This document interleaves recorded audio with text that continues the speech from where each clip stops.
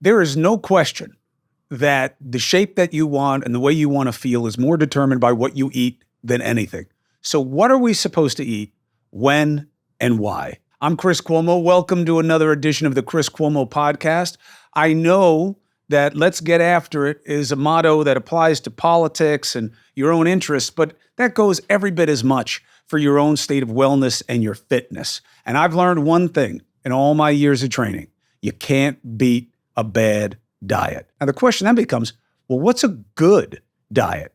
You ever heard the name Dr. Paul Saladino? He looks like a younger, more healthy version of me. And there are really good reasons for that. This guy checks all the boxes of what I will rely on for influence, okay? Clinical training, he's an MD.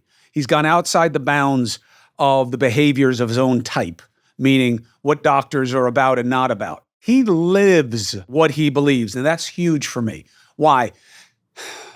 And not just from an ethical perspective, but from whether it works or not. He knows from his own book study and from his life study of his own experiences. So I am going to have a conversation with the man who is telling us that everything we think about vegetables and grains and the food pyramid is actually wrong scientifically, and that we're all eating the wrong things in the wrong amounts for the wrong reasons. And that especially if you're worried about your body mass and your ability to perform and all the things that seem to matter so much to us in living our best lives, we may be doing it the wrong way. Mr. Saladino, MD, living La Pura Vida in Costa Rica. Here he is.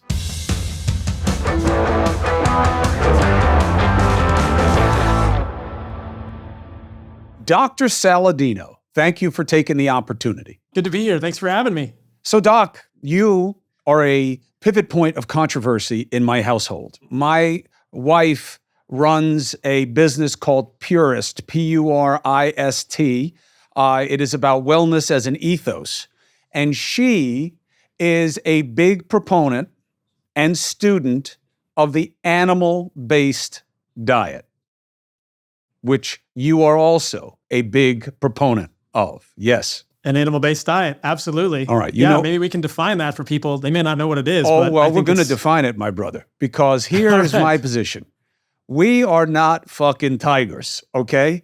And true. You and my wife and you guys who are all animals and fruit and don't eat the vegetables and stay away from the grains, I don't understand why the paradigms keep shifting.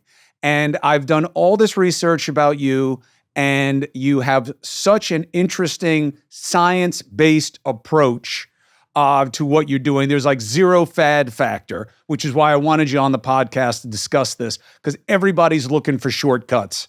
And you really clinically and cleanly break down that, look, it's not about shortcuts. It's about what you do every day and how you do it. But I don't understand. I thought the vegetables were the way to go. You know, I watched the Game Changers documentary and the pea protein, and now you're basically telling me to chase it down and eat it. You basically throw it in the compost, yeah. But we can back up. So I'm a doctor. I went to medical school. I had my own autoimmune issues. And like so many people who find a way of eating dietarily, cutting out plants improved my eczema. That's just my N of one. That's my anecdote. But it kind of got me thinking about these things. And I had a circuitous route to medicine. I was a ski bum in my early 20s. I first went to PA school, so I was a physician assistant in cardiology. And then I got really disillusioned with the medical system as a PA and could see from the inside, as a mid-level provider, as a physician assistant, that it was kind of based on symptoms and then pharmaceutical focused. And there wasn't a whole lot of interest or attention or teaching of future doctors or current doctors about the way that the food we eat affects who we are as humans, especially autoimmune disease. And so many things that we think of as chronic illness are autoimmune in nature, involving the immune system being dysregulated. So I went back to medical school because I didn't want to be a PA for my whole life. I wanted to have some autonomy. And so basically I went to medical school almost 2 times. And the second time around, I had a different perspective. And I kept thinking, food has to be a cause here. I know that food is a huge lever. And why is it never being discussed? My sister's a doctor, and she says that they didn't really teach her anything about food in medical school. It doesn't matter what medical school you went to. I went to the University of Arizona. I've talked to people from every medical school in the country. Nobody gets taught about nutrition, not at Harvard, not at Yale, nowhere. It doesn't matter where you go. And essentially no residency tells you about nutrition either. It doesn't matter if you do psychiatry, which is what I did for my residency because I was interested in neuroinflammation and how the brain goes wrong when we eat the wrong foods and how that leads to suicidality or mental illness. And then I realized that this is kind of the same paradigm that plays out for all of the autoimmune diseases we see, that brain inflammation is really coming from the same things that causes skin inflammation and eczema and psoriasis, coming from the same things that causes gut inflammation, which leads to Crohn's and ulcerative colitis, really leading to the same sort of pathologies we see everywhere. So everything's all connected. And I kind of took a step back and no longer think about things from a mental health perspective. And after residency, went on and did some board training in nutrition, just kind of to prove to people that I had some chops there, because people love to criticize you no matter what you did. So it doesn't matter what residency you went to, nobody gets taught about nutrition. And it's such a powerful lever. I would say it's the most powerful lever for people that's not being talked about. And this goes so many different directions, and we can go wherever you want to take this. We can talk about why it's not being talked about. We can talk about pharmaceutical industry kind of affecting the way that medical students are taught, affecting the way that you're and your family and everyone listening to this is receiving information. Do you really believe that big pharma is trying to keep people from the truth? I believe that big pharma is driven by profit. They're a business. And I think that it's not profitable to have patients getting better. It's not profitable to have people healing their illness. Curing diabetes, reversing diabetes, which is completely possible, is not profitable. We can talk about Ozempic, we can talk about these drugs, semaglutide for weight loss or diabetes. These are billion-dollar drugs, right? At least hundreds of millions of dollars in these drugs. And if you can just fix diabetes with the way you eat, or you can just lose weight by changing what you eat, the pharmaceutical industry isn't going to be super happy about that. So I'm not so convinced that they're trying to keep people sick, but I don't believe they're really interested in letting people know how simple it can be to fix a lot of the things that affect us all. When people tell you that they lost 40 pounds on Ozempic or Wegovy, what do you tell them? You mostly lost lean muscle mass and bone and potentially functionality of organs. It's the wrong way to lose weight, in my opinion. Look, we have a crisis of obesity, and connected with that, we have a crisis of metabolic health, metabolic dysfunction, also known as insulin resistance in this country. But I don't think Ozempic is the right way. That's a shortcut that you were talking about earlier. That's a definite, not the way to do it, in my opinion, because when you lose muscle mass, you get weaker. When you lose bone density, you get weaker. Fragility kills so many people today, especially in the older ages. But even younger people can have massive impacts on their health if they become fragile. It becomes easier to break a bone, longer to recover from an athletic injury. All of these things are massively bad for us as humans. And when you lose lean muscle mass along with that declining bone density, your basal metabolic rate goes down. So the key to weight loss is not necessarily starving yourself or not feeding yourself. The key to weight loss, I think, for the vast majority of people is changing the quality of the foods you're eating. And then you lose weight, but you maintain hormonal health, you maintain bone density, and you maintain muscle mass. So when people say they've lost 40 pounds with Ozempic, I say that's great. And you also did a lot of negatives to your body that way. There was an easier way to do that, or perhaps a healthier way to do that didn't try and shortcut those things. It's a shame that it's become so popular. And it goes to what we were saying earlier about pharmaceutical companies. They're super happy about this. I'm a fan of the strong is the new skinny, especially for my girls. Yeah. They've got a great example in their mom. My wife is strong. She's not big, but she's strong, and I like that because I think that people, men too, are addicted to the numbers. They want to be 100 and whatever pounds, and as opposed to what kind of quality of the mass are they? And food winds up being everything, especially once you get over 40 years of age. You cannot outtrain a bad diet. You can't outtrain a bad diet anymore. It doesn't work. And you can't 5 days on, 2 days off it. You can't do it. It's too much. If you drink and you eat whatever you want over the weekend, you pay until Thursday. And so I believe it. Now, the problem is two problems that I want to unpack. One, how do we know what the best way to eat is? And what does that inform us, not just in terms of what to eat, but how much and when? And two, what have we learned about supplementation? Saladino has a cool company name. It's Heart and Soil Supplements of Nutrition, which is really interesting. But I like what he's putting out there, essentially, because I also like that there's not like 5,000 products there, because I think it gets very confusing very fast. But I want to talk about supplementation, and I want to talk about the big question, because it's all about food for me. And I don't know what the right way is to do it. I don't know if it's plant-based, if it's a little bit of everything, if it's a little bit of everything, but you only eat once a day. I don't know. I really don't know. And you've done a lot of work on it, and I want to hear your case for what you believe the answers are.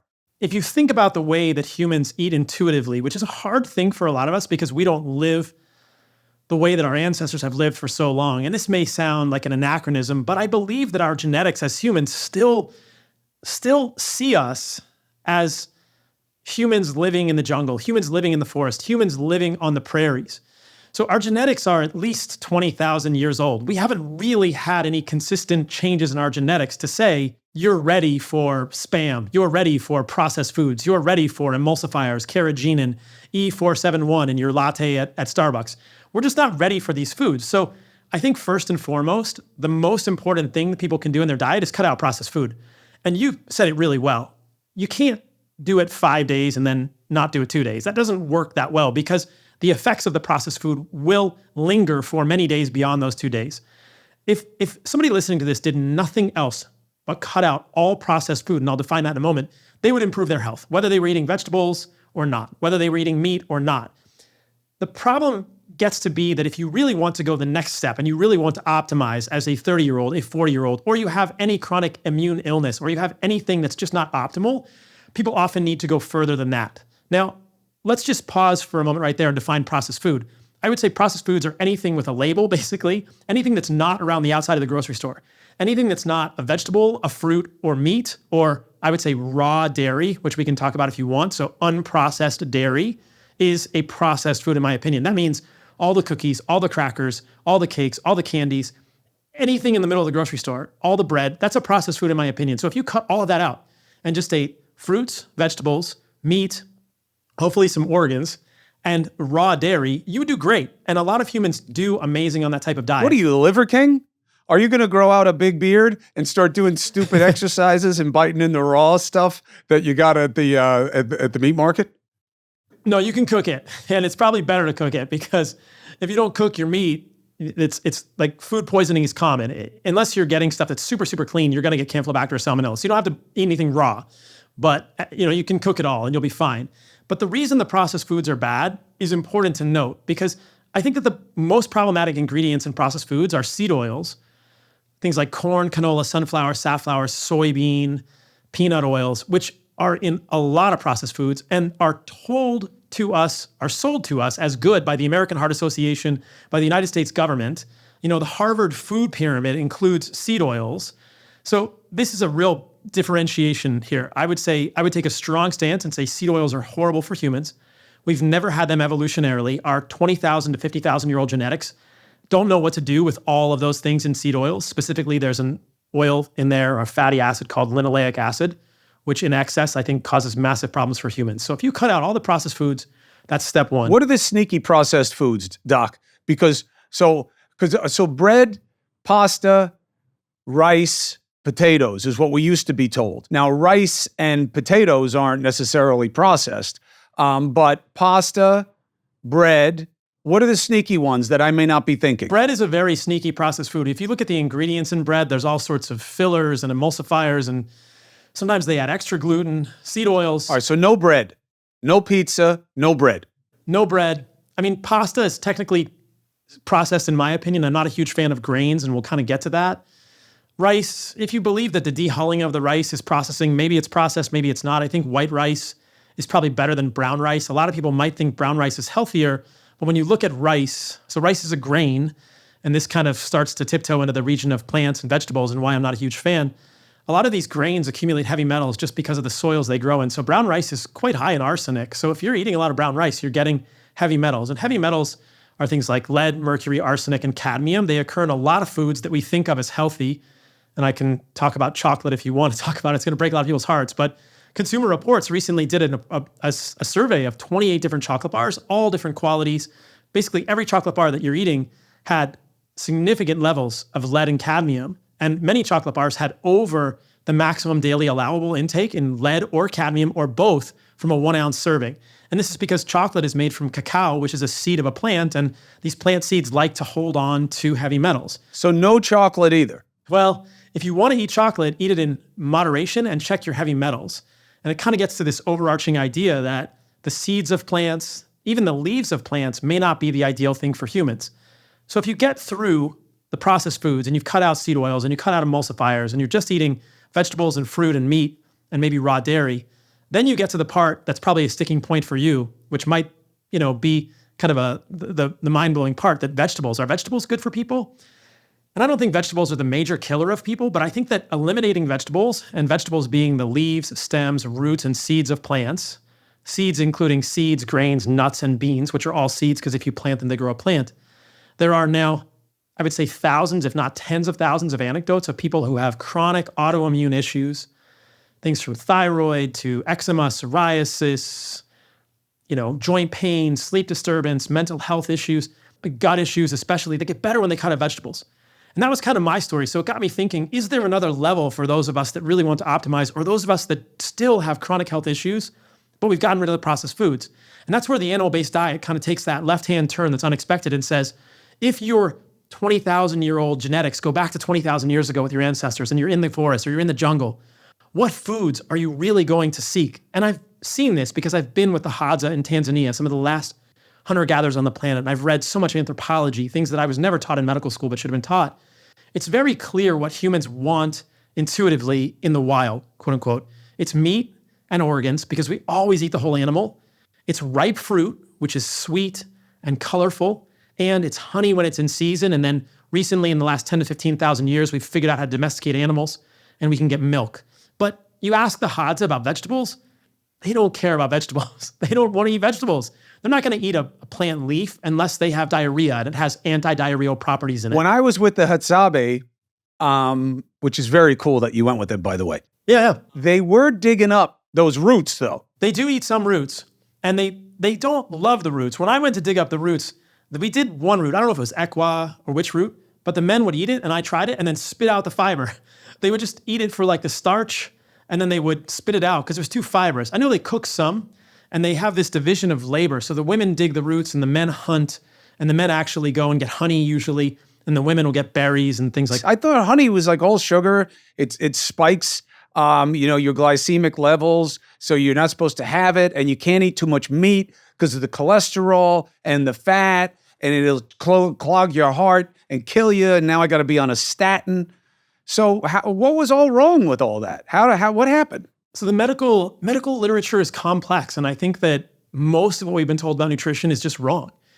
Honey is great for humans. I mean, if you really dig into the medical literature, you can find studies with honey showing that it improves insulin sensitivity in diabetics. So you can look at diabetics who are given 100, 125 grams of honey per day, and they improve their glucose sensitivity. So it's sort of oversimplified reductionist thinking. Honey is great for humans. Obviously, if you are diabetic or you're pre-diabetic, you don't have to eat jugs of honey per day because you don't handle that glucose well. This gets into complex human physiology.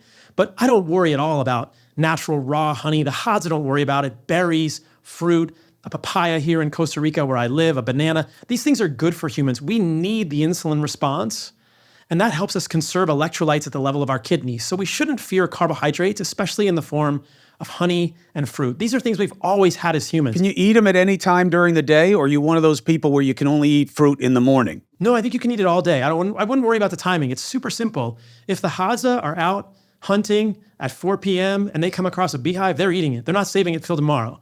They're not saying, I'm going to sleep. I can't eat some honey. I think it's great. And a lot of people sleep better when they have a tablespoon of honey before they go to sleep.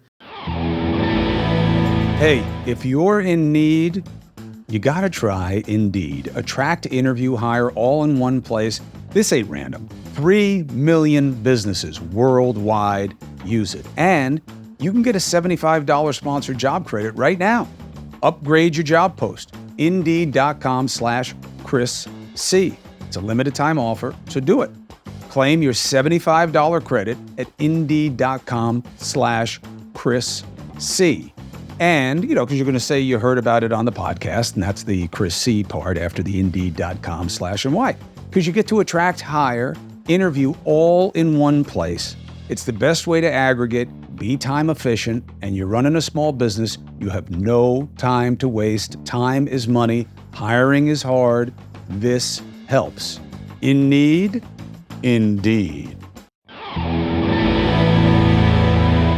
How much food do you eat a day? So, I could take you through what I eat in a day. Yep. How tall are you? How much do you weigh? So I'm 5'9", 5'10", 5'9", and I weigh 170 pounds. I'm probably 10% body fat. You've seen pictures of me online. I'm pretty lean. You're in good shape. Yeah, and so I'm 170 pounds. I would say slightly above average musculature for my height. That changes based on how much surfing I'm doing or not. When I surf more, I get a little less muscle.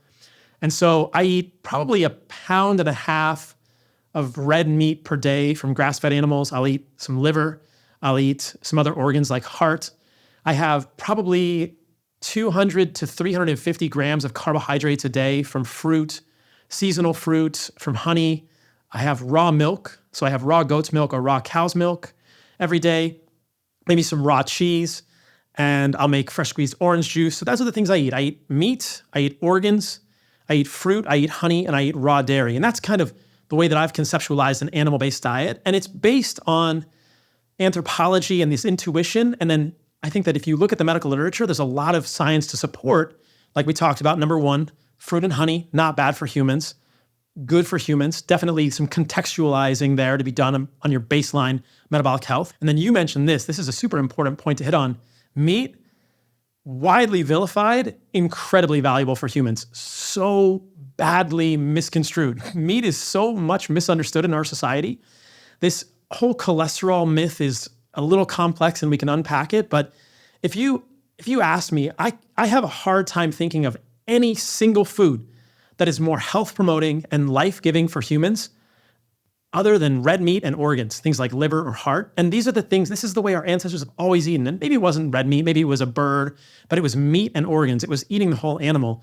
And you just look at the nutrients in meat. There are so many nutrients in meat that you cannot get anywhere else. You look at these indigenous cultures and the tribes, the members of the tribes that thrive the most, that have the most fertility, that are the tallest, the most muscular, are the ones that are the most successful hunters.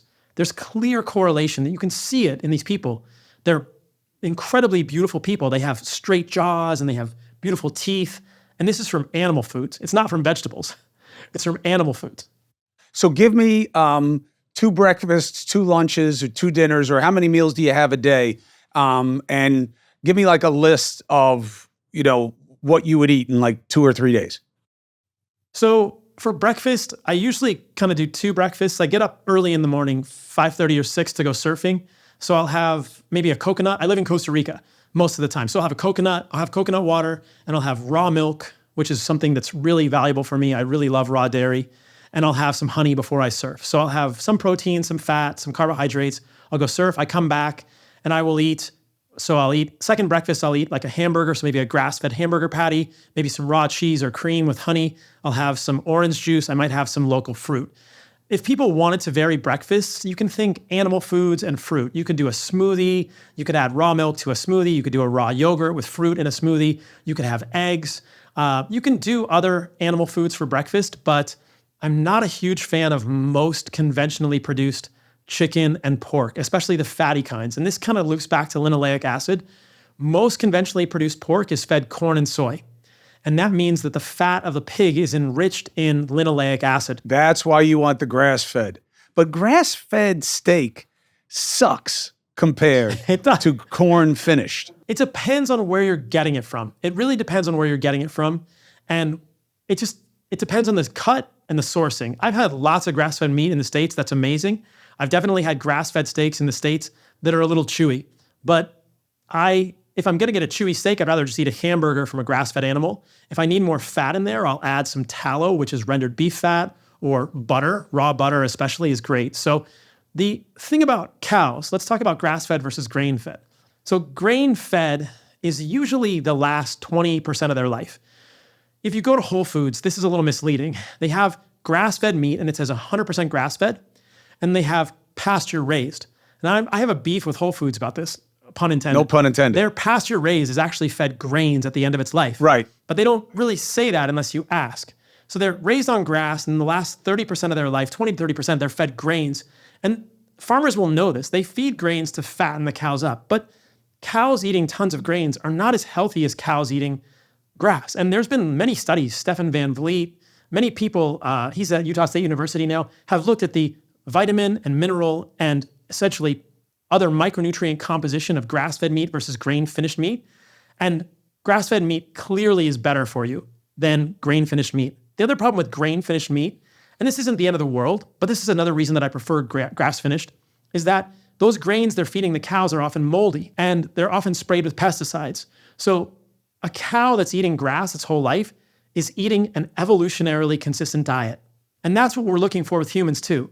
All right. So you have the honey and the berries and the raw milk, and then you have a hamburger and some more fruit and honey. Were you just taking spoonfuls or whatever of like Manuka honey or something like that? You one of those guys? I mean, I usually put it in my milk when I'm eating honey, yeah.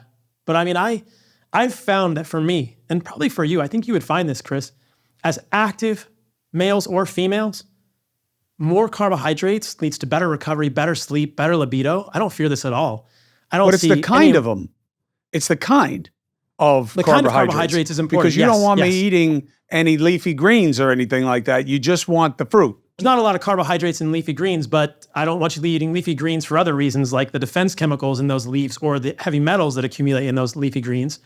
But I'm not a fan of you eating bread because bread is a processed food, seed oils, but also the grains. I don't think humans do great with grains. You have to process them a lot. I just don't see humans thriving on grain-based diets. And we see this, there's not a lot of nutrients in a grain. Again, it's like a survival food. So most people listening to this podcast have this incredible ability to exist at a time when we are all the best hunters that have ever lived. We can go to a grocery store and get whatever we want. And so if you make the choices wisely, you can really create incredible signals of abundance for your body. And that leads to good sleep. Again, all the things I talked about, good libido, healthy mood, stability, mental clarity, good body composition, resilience from injuries, recovery, all the things. It all kind of comes together. That's what we're looking for though. And I'm always learning too, but I've changed my mind on things over time. How many calories a day? It's between 3,200 and 3,700 calories a day. And again, I'm 170 pounds and 9 to 10% body fat. When you look at my labs, which I've shown on my blood work on the podcast, my fasting insulin is usually 3, which is very, very low, which means I'm very insulin sensitive. So I try to provide people with proof that at least in this vessel, my own experience, I'm 46 years old, by the way. I'm a healthy human. I have a testosterone between 7 and 800, total testosterone between 7 and 800.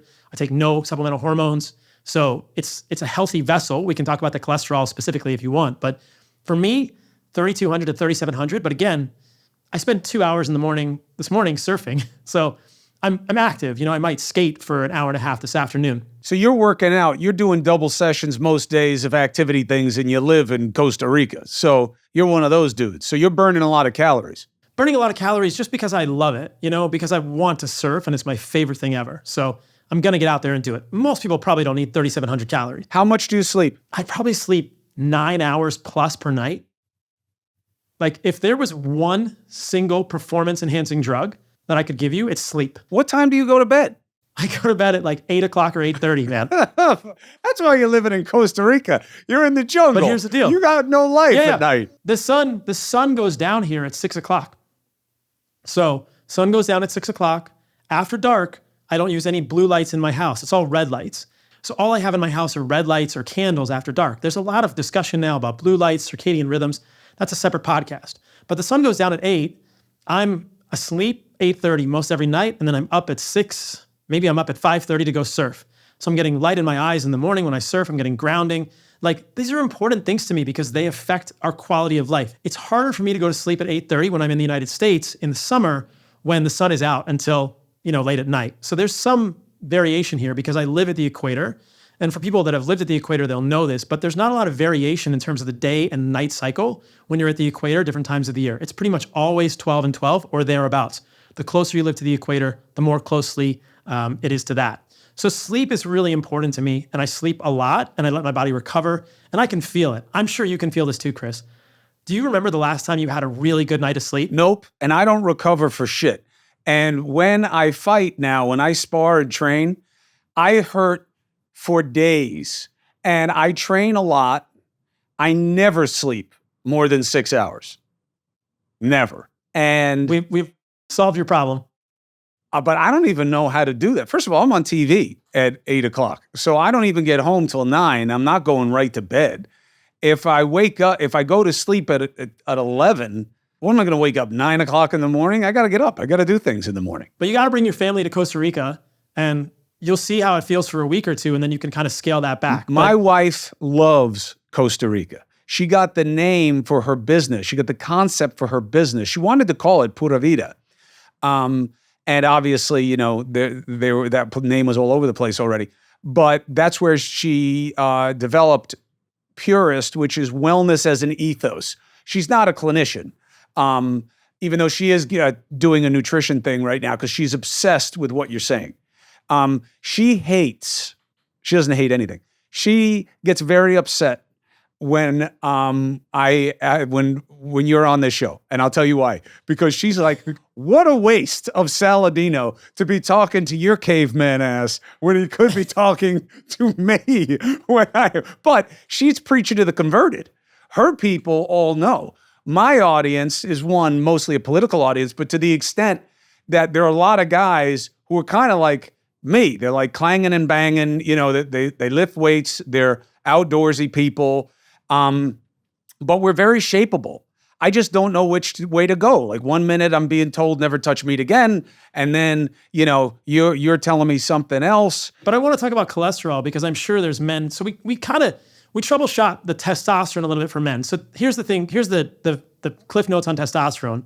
Make sure you're getting enough meat. Make sure you're getting some organs. We can talk about those in a moment. Make sure you're getting enough sleep and make sure you're getting enough carbohydrates. If you do those things, most men's testosterone will get better. As long as you get rid of all the bullshit in your life, like plastics or xenoestrogens, most men will get better with just those simple things. Most men are not eating enough saturated fat from animals. They're not eating enough meat. They're scared of it. They're eating too many vegetables. They're eating too much soy or bullshit. Who knows? Almond milk, some kind of crazy shit. And then they're not getting organs and they're not sleeping enough and they're over-exercising. So you do those things and get some real sunlight, your testosterone will improve. I can almost guarantee you. But when you do those things, here's what will happen. And I've seen this over and over and over, Chris. You go to your doctor and you say, I feel better. I lost 5 pounds. I have a six-pack again.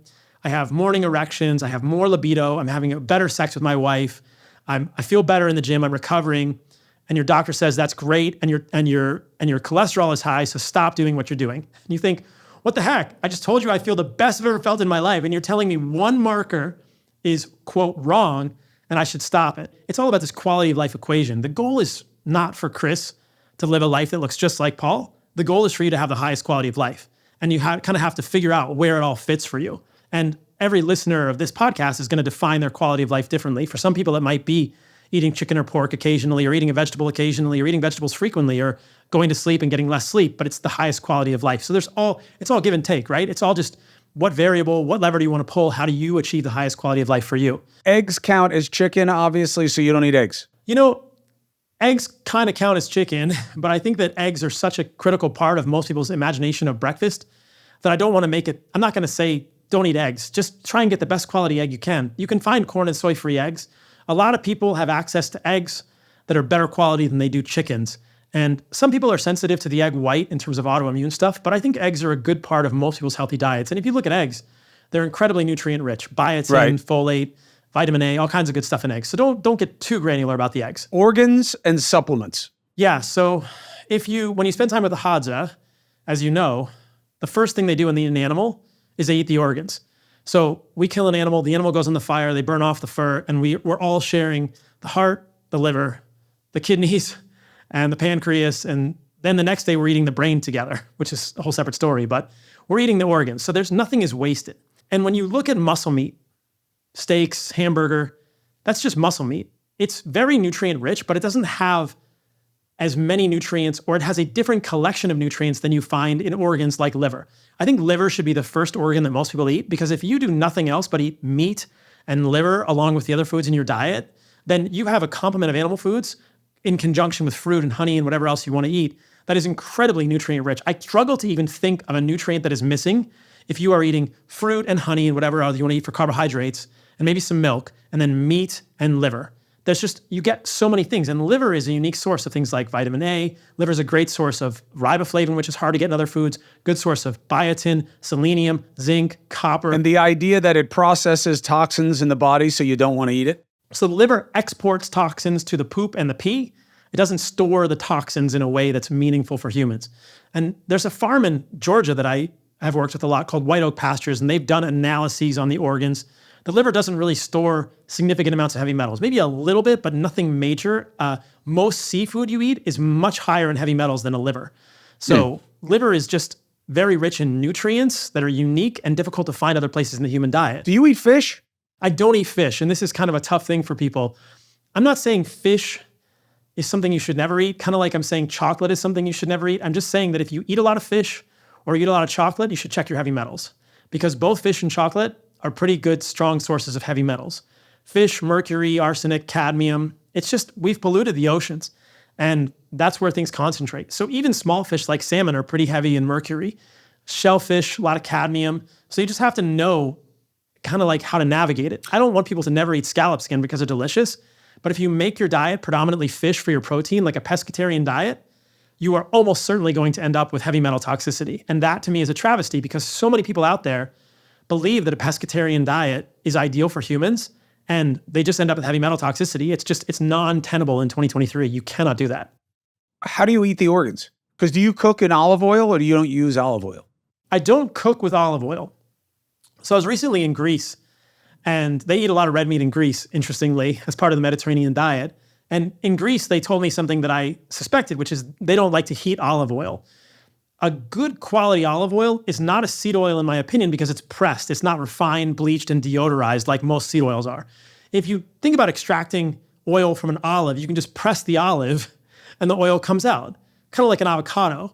But if you want to get oil out of a canola seed, which is actually called a rapeseed, or a piece of corn, you have to grind it up and heat it and then bleach it and deodorize it and use hexane to extract it. It's a massively complex process that makes a much different, more toxic product. The problem with a lot of olive oil and avocado oil is that it's impure. It's cut with bad things. So there's been studies looking at these oils, both avocado and olive, are very frequently cut with seed oils because they're such a profitable business. And a lot of olive oil gets to the shelf, and avocado oil gets to the shelf, and it's already has a high peroxide value, meaning it's already kind of rancid. It's not a good thing for humans. So olive and avocado, better than seed oils. If you can get a really good quality olive oil, something that's like pressed last fall, because olive oils always get pressed in the fall, you want to get like last year's pressing. It should be in green, opaque glass. It should be organic. It should be cold pressed, and it should be single source. That might be okay to put on something if you don't want to heat it. But if you want to cook with an oil, I would use a butter or a tallow. A more saturated fat is going to be more stable when you heat it. And I don't end up heating a lot of oils because I put most of my meats on a stainless steel grill for a minute. So when I eat liver, I will eat liver raw, but I'm not recommending that because most people don't want to do that. And this is what I was thinking of when I built Heart and Soil. So at Heart and Soil, we make desiccated organs. We make freeze-dried organs. We get grass-fed, grass-finished organs from New Zealand, put them in a freeze dryer so you can make them into a powder at a very low temperature. You can basically lower than your freezer in your house. Like it's colder than that. You can take the water out of them, and then you can put it in a capsule. So it saves as many of the nutrients as possible, makes it easy for people to get organs. I would prefer people to eat fresh organs, but I thought about my sister and my mom as I stopped and thought they are never, ever going to eat raw liver or fresh liver or heart or pancreas or kidney or spleen. A lot of men really benefit from eating testicle. And it's number one, it's very hard to find fresh testicles. And number two, I don't think many men are going to eat a bull testicle, although maybe we could convince them to. So these all can be found in the capsules that we make at Heart and Soil. I would prefer people eat the fresh stuff, but if you won't do that, the freeze-dried organs are a good on-ramp to this. But I just want people to get more organs. So if you want to do liver, you can just saute it in a pan with tallow. Make sure it's a little pink on the inside. You can grill it. Don't overcook it. Heart is delicious grilled. Again, don't overcook it. Why are you so careful about overcooking? Oh, because you want to preserve some of the, you don't want to overcook all the nutrients in there. Some nutrients in these foods are heat labile. Biotin, pretty resistant to heat. Riboflavin, kind of denatured if you heat it too much. So taurine is a very interesting one that I mentioned earlier that we should talk about. Taurine is a type of amino acid that is made in small amounts by the human body, but has been studied and is only found in animal foods, but it's denatured by cooking. Somewhat, 50% denatured by cooking. So you want to eat your steak medium rare or rare sometimes to get taurine. You want to eat your liver a little bit pink on the inside. You want to get heart a little bit pink on the inside to kind of maximize the taurine. Why am I such a big proponent for taurine? I think it illustrates what we're talking about so well. You can't find it in any plant foods, and it's clearly beneficial in humans and animal models as we age. Isn't that what they put in Red Bull? That is one of the things they put in Red Bull. But you got to imagine that in a food, it's going to be more bioavailable and better for you than in a synthetic supplement in a drink that also has tons of caffeine and other garbage in it. So, you don't drink coffee either. I don't drink coffee, and I probably lost all of your audience with that assertion. God, Saladino. First of all, you're such a terrible Italian. By the way, I want you to know. I mean, no pasta, no sauces, no tomatoes, no desserts. You can do, I have a lot of desserts. I'll tell you, like raw cream plus honey, I challenge you to find anything better than that. Like raw, it's like a mousse, man. That's amazing. I have a lot of sweet foods in my life. You can eat tomatoes if you want to. You have to take off the skin and the seeds because most people, I think, do have some level of sensitivity to nightshades. Even though tomatoes are fruit, there are lectins in there, which are carbohydrate-binding proteins that do tend to trigger some autoimmune illness in people. But I think good Italians know that most pasta sauce is made without the skin and the seeds. Right. So you just got to be aware of that. But I've found that personally, and this is kind of what I think is at the core of what we're talking about, if I try and include nightshades in my diet, even if I cook the heck out of them, whether it's a white potato or a tomato, my lower back gets stiff. I'm usually very mobile. I can deep squat very low.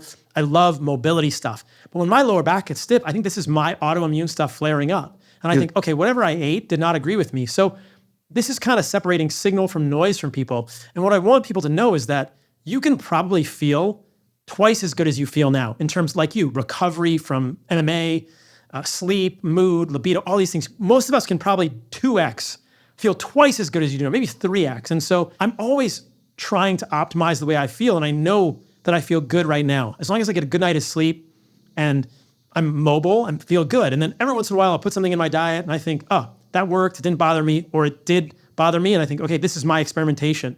But this is the power of food rather than pharmaceuticals.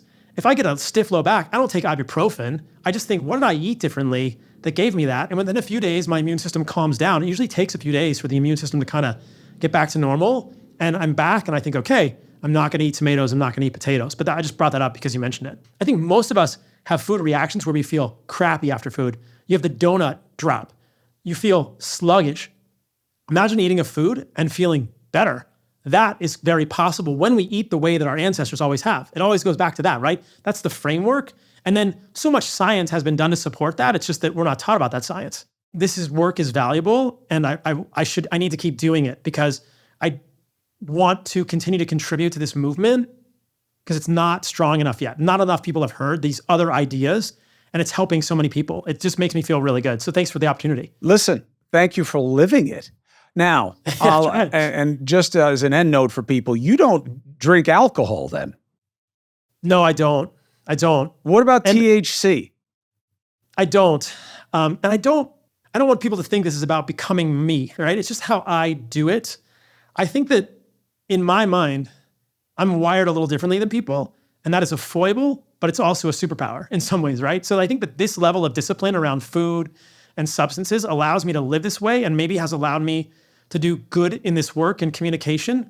It's not that you can't never have a piece of chocolate or a piece of fish or a drink of alcohol or coffee or THC or any of these things. It's just, I want people to understand which things kind of build you up and which things may be fun, but will in some ways decrease your energy and these things on the other side. And it's all a balance for people. And I'm not saying live my life or be as strict as I am, because that's not doable for most people. If you do 80%, then you're doing better for yourself. And we talked about, maybe you can't do 5 on and 2 off at the beginning of the podcast, but if doing anything will improve your health, and I don't want to give people unreachable goals. Right. By giving he doesn't drink alcohol. I could never do any of that. I don't want people to not try any of the things we talked about with that idea. It's just, I'm a little bit, I'm a little bit of an alien, Chris. That's all right. I dig it. I dig people who live their life in the extreme, especially when it's done to be ultimately more reasonable. THC or alcohol, if you had to pick one? Oh, man. Well, neither of them is great. Both of them are going to disturb sleep. We know that both of them affect like REM and non-REM sleep. The data I've seen on THC suggests that it can decrease androgens. And we know that even moderate doses of alcohol can thin the neocortex of the brain. So I think that I would do alcohol. And if I were going to do alcohol, I would do moderate amounts. I would understand that it's a little bit of poison, but I'm using it as fun. And I would understand that some alcohol is probably more pure than others, like clear alcohols, like a vodka or a gin, something without, they're called congeners in the alcohol, is going to be easier on you long term. But again, it's a poison. And I understand we all have vices. I get it. I mean, maybe surfing is my vice. But so I would probably do alcohol over THC. Why do you do THC yourself? Can I ask you that? Is it anxiety? Is it sleep? Is it muscle recovery? Is it pain? I do CBD if it was about pain, and it's never really worked for me. I do THC as a alcohol substitute. And I do it basically to slow down my brain. That's what it is. It is a de-stressor for me. I mean, we could talk more about this offline, but I would say that, I don't know, do you like Post Malone? I do. He has a new song out. It's called Overdrive. And that's what I think of with you. Like, you're doing what you're passionate about, but you're like in freaking 7th gear, man. Yes. And so I think that I am in fight or flight mode 24/7, but that's not going to end anytime soon. I got all kinds of battles going on that I just have to go through, but I do have to make the changes that I can. That's why I cut booze back. I mean, I actually had a couple of drinks with a buddy last night, and we were actually talking about the blessing that it is to be able to have just a couple, because there's so many in our lives, mine and his, that can't. But I rarely drink because it doesn't make me feel good. It interacts with my antidepressant. It gives me inflammation problems, and I definitely have inflammation problems. I can swing 7 pounds in a day. I mean, I'm a big dude. I walk around. My lean is like 220, but I can swing 7 pounds in a day based on food. Yeah. So I'm very inflammation sensitive. Just to troubleshoot this for a moment, maybe it's valuable for your audience. Are there other ways that you could de-stress or turn your brain off? If someone were to walk in and just knock me unconscious, when I wake up, I generally am a little bit more cleared. Of course there are. You can take a walk. I love, you won't do this, but I love cigars. I love cigars and like to take a walk and think and do, ironically, some breathing exercises, or I do a lot of walking. It does a lot of clarifying for me. The weed is just faster, and it allows me a party proxy. So I'll be around people who are doing more conventional things, and I use that as a substitute. This is more of an excuse than an explanation. And I know that, but it's better than me being drunk, making bad decisions, changing my mood. I agree. The other thing I would say, and this may sound like too goody two-shoes for people, is like cold showers or any cold body of water, preferably the ocean or a lake, are an amazing way to state change. So if your brain is spinning and you're in that kind of fight or flight thing, even just putting your face in a bowl of ice water, some kind of state change helps me a lot, because I get stressed too. And I will state change by going in the ocean, or sauna and a cold plunge will do it. So like, just actually, I wonder if that would help your body kind of calm down if you just state change. It's not as much fun. Let's see, like, you want to have some THC or you want to jump in a bucket of ice water. Like, but I think, like, we're talking about fun, but if we're talking like just practical solutions that may not have the same consequences, I think state changing, people getting out of that loop. I think you're right. I mean, it's so funny. You sound so much like my wife, and I understand why she's a fan. She's a surfer. And she is a huge, she's, not putting 40 pounds of ice in a bucket, and sitting in it yet, but She absolutely believes in that, and she is a different person when she comes out of the water. And it's valuable. And whether it's surfing or just jumping in a lake, and not everybody has access to that, or river, even just a bathtub. But the bathtub probably needs to be a little bit chilly for someone, or a cold shower. These things can be state changes that can help you turn your mind off. Because I think that, yeah, I mean, you're doing the things you're passionate about. I'm just thinking, like, where do we, and we don't have to belabor it, but just how could we insert things that kind of let a little pressure off in the easiest way possible, or the best way possible. So let me thank you. I appreciate you, Dr. Saladino. Thank you for spreading the message and living it. Thank you, man. I appreciate you too.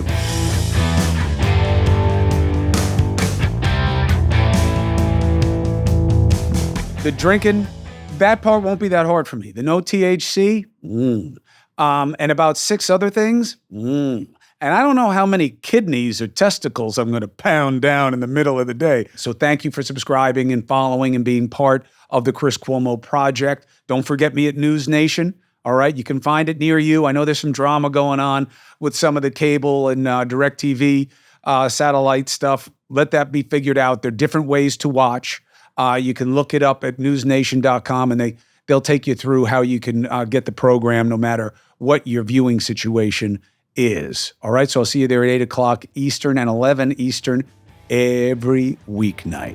You take care of yourselves and take care of the people that you care about. I'll see you soon.